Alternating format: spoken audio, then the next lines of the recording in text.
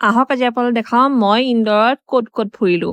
ইন্দোৰত প্ৰথম গ'লোঁ বৈষ্ণো দেৱী মন্দিৰ, তাৰপিছত গ'লোঁ অন্নপূৰ্ণা মন্দিৰ। দুটা মন্দিৰ ইন্দোৰতে আছিলে, খুবেই ধুনীয়া মন্দিৰ। মই যিটো বৈষ্ণো দেৱী জম্মু এণ্ড কাশ্মীৰত যোৱা নাই, তো বৈষ্ণো দেৱী মন্দিৰ মই ইন্দোৰত গ'লোঁ। আৰু তাৰপিছত মই গৈছিলোঁ অন্নপূৰ্ণা মাতা মন্দিৰ। মন্দিৰকেইটা খুবেই ধুনীয়া। আৰু তাৰপিছত ওলালোঁ ৰঞ্জিত হনুমান ধাম যিটো হয় তাতে ৰাম মন্দিৰৰ লগতে আছে। আৰু তাৰপিছত ওলালোঁ বৰা গণপতি মন্দিৰ। গণপতিজী ইমান ডাঙৰ আৰু ইমান ধুনীয়া, মই আপোনালোকক এটা ক্ল'জ আপ লুক দেখাইছোঁ।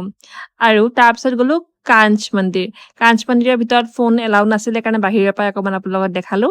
আৰু তাৰপিছত গ'লোঁ লালবাগ পেলেচ। এইটো এটা এনচিয়েণ্ট হিষ্টৰিকেল প্ৰপাৰ্টি হয়, যোনটো হোলকাৰ ডাইনেষ্টি কাৰণে বনোৱা হৈছিলে। একেবাৰে ইউৰোপিয়ান ষ্টাইল এই পেলেচটো, খুবেই ধুনীয়া।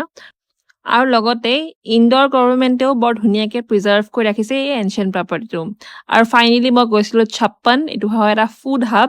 ইমানখিনি জেগা চোৱাৰ পিছত অবভিয়াছলি ভোক লাগে। 56 দোকানৰ এটা টোটেল এটা গলি হয়, য'ত আছে 56খন দোকান, বেলেগ বেলেগ ফুড ষ্টল, তাতে আপুনি যি ইচ্ছা তাকে খাব পাৰে। ইয়াতে খোৱাৰ বহুত বেছি ভেৰাইটি আছিল আৰু ময়ো বহুত বেছি বস্তু ট্ৰাই কৰিলোঁ, দেখা পাইছে নিশ্চয়।